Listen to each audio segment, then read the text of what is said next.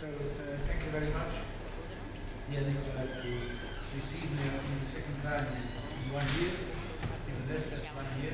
But I know it's a very special situation now in your country, and I really was very, very pleased to be here again in this crucial moment before the referendum of the 30th of September. So I have, I think, two points. The first is, I remember very well personally in 2005 when your country was candidate state, 2005, long ago.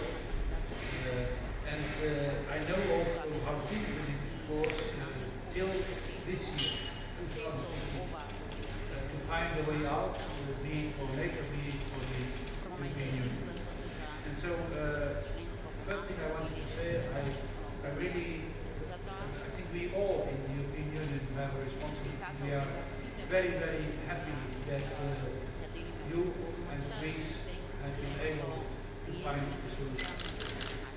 Through foreign ministers, prime ministers, there was political will to bring, to open the door, yes, to open the door, not only to your country, but I think to open the door, to give a positive push in a good direction for the whole region here. I am honest with you, in 2005 we have presidency, the last big presidency in the Union for the Treaty of Lisbon, and in my head it was clear, and not only in my head, that in 2015 we would be able to have all the countries from the Balkans as members of the EU. That was the idea in 2005. Now we speak, I don't want to speak about dates, it's clear, but it's our garden.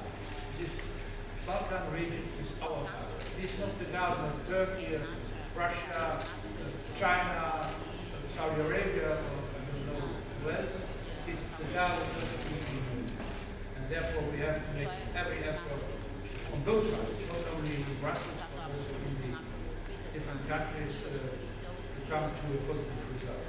And therefore it would have been, I think, a political mistake not to make the step and to open the door in June in the General Affairs Council when we discussed about the future of the Macedonians in Europe. And therefore, till the last moment, it was, like always, very often in the European Union, a very nervous debate, a very difficult debate, not about, I think, nobody was against your country, but I think it was the moment to say yes. Now we found a solution on this name issue, and we cannot wait again a year or 2 years or 3 years before we take a decision. Therefore, maybe with my little experience, I felt that if we leave this meeting, General Affairs Council, without a result, it would be a very, very negative signal to the whole region here. Therefore, I am very happy that we have that. Now, second point is we have this referendum here. I am coming from Luxembourg, that's other region in Europe, but I can really understand the challenge. It's a choice for your country, or you go in the future, or you remain in the past. And therefore, I think all the questions are on the table, all the answers also. If your country wants to go in the future, I think that the participation in this referendum must be high, and that the answer also must be clear. I think it's in the interest of your country, and it is in the interest of the European Union. I will stop here, but I will say a word in Luxembourg. Dragi Makedonski,